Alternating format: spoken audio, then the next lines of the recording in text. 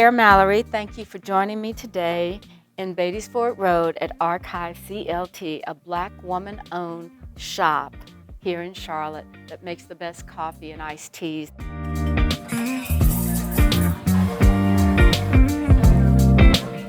So I'm excited to talk with you today about the city's sustainability efforts and the recent USDA Forest Service grants that we've received for tree canopy maintenance in the corridors of opportunity.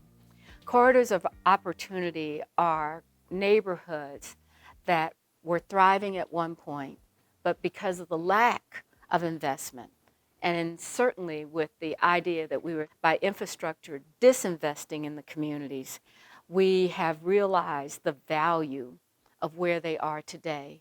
And so part of this is around the idea of bringing back those neighborhoods that were so solid for so long. I know that I'm the first African American woman to serve as mayor in Charlotte, and you are the first African American chair of the Council on Environmental Quality. So let's talk about some of your accolades and to say to you, congratulations on all that you're doing. So first of all, thank you. Thank you for, one, acknowledging that, but more importantly for hosting us here, because I think this place and the connection between the corridors and what the president is trying to do through the Justice 40 initiative could not align better.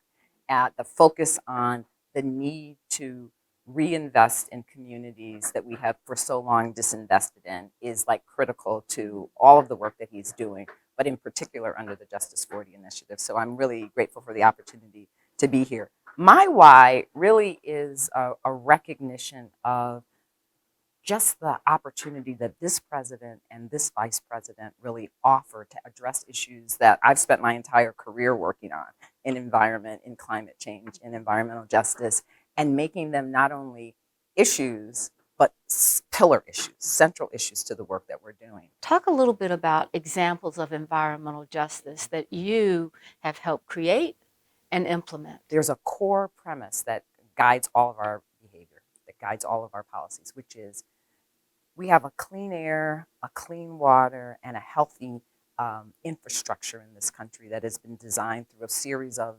environmental laws and policies over decades. But those policies do not influence or affect everyone equally. And so this president and this vice president are very laser focused on the idea of making sure that the infrastructure that we've created actually affects all people. So that is what we're trying to address. The way it looks in different communities may vary, but some of the key examples are communities that are closer to Superfund sites or that have more examples of legacy pollution that's related to brownfields or that have more lead pipes. And what goes with all of those things and why it matters are the health impacts. So you have higher rates of asthma, you have higher rates of diabetes, you have higher rates of maternal issues. All of those things are impacted by your environment. And as we try to tackle the environmental impacts, we're trying to tackle those health impacts as well. I love your combining of health impacts with the environment because, I grew up in the South and, of course we had trees and it was just very different. You didn't worry so much about asthma or you didn't worry so much about your tree canopy. But as we continue to develop and we talk about reinvesting in communities, what makes tree maintenance such a priority for climate change and the environment? Yeah. So one of the impacts on climate change that we heard a lot about this past summer in particular is just the heat. It is so much hotter now than it has customarily been, and that is having impacts on the ecology in lots of different ways and on the communities in lots of different ways. And you can have as much as a 17-degree difference in what a community is experiencing depending on the tree canopy. And so what we are trying to do is to focus on the 100 million communities that have less trees that we refer to as kind of nature deprived, because those are the places where you have that great disparity in the heat. So when we're looking at the different kinds of climate change impacts, the trees are helping us address that. Certainly in your second stint as chair of the Council on Environmental Quality, you've had that long-term view of what's necessary.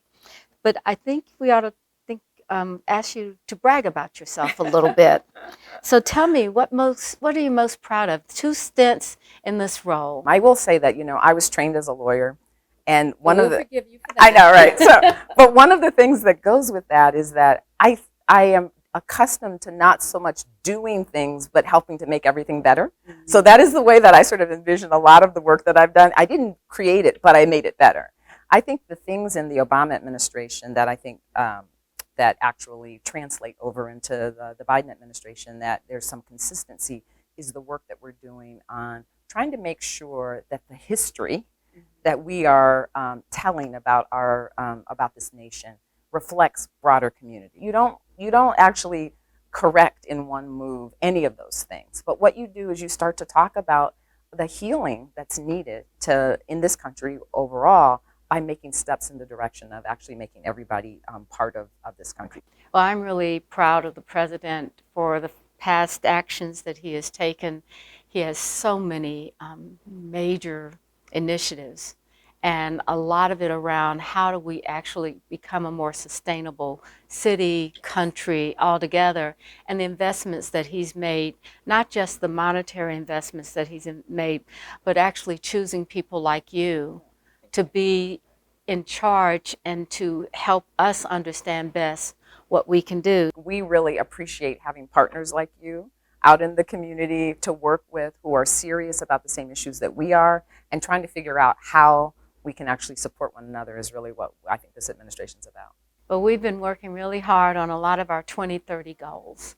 Now, some of them, it might be 2050, but we're never going to give up, and we appreciate so much your support and efforts from this task that we have to make this world better for the next generation. Thank you very much, Chief Mallory.